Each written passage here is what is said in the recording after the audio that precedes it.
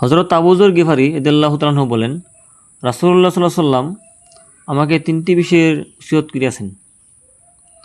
তিনটি বিষয় কি? ১ নম্বর, হাকিমের অনুগত করিবি। হাকিম হলো যে বিচারক, যদিও ইহাতে নাক কাটা যায়। ব্যাখ্যা হলো কোন বিচারক? যদি হাকিম গুনাহের কাজের নির্দেশ দেয় তাহলে তাহার অনুগত করা যাইবে না, হওয়া যাইবে না। কেননা শরীয়ত পরিপন্থী কোনো হুকুমের ক্ষেত্রে হাকিমের আনুগত্য জায়েজ নাই। হাকিম যদি শরীয়ত সম্মত হয় তাহলে তার হুকুম মান্য করিবে, তার হুকুম মতো চলিবে। হাকিম যদি শরীয়ত সম্মত না হয় তাহলে তার হুকুম মানিবে না। ২ নম্বরে নবী করিম সাল্লাল্লাহু আলাইহি ওয়াসাল্লাম বলেন, যখন তোমরা সুরবা যুক্ত তরকারি পাকাইবে তখন তরকারিতে অধিক পানি দিবে, যাহাতে প্রতিবেশীকে দিতে পারো।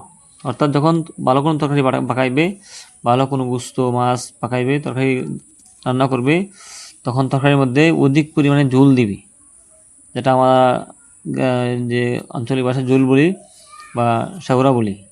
অধিক পরিমাণে ঝোল দিবে, কেননা যাতে প্রতিবেশীকে দেওয়া যায়। কারণ ভালো তরকারি পাকাইলে এটার ঘ্রাণ প্রতিবেশী নাকে যাইবে, আর তখন সে এটা ঘ্রাণ নিবে এবং আফসোস করবে, জন্য তাকে ঝোল হলেও দিবে। ৩ নম্বর হলো অক্তমতো নামাজ আদায় করিবে। আমাদের সবচেয়ে খারাপ অভ্যাস হলো যে সময়মতো নামাজ পড়ি না, অক্তমতো নামাজ পড়ি না, এজন্য অক্তমতো নামাজ পড়িবে।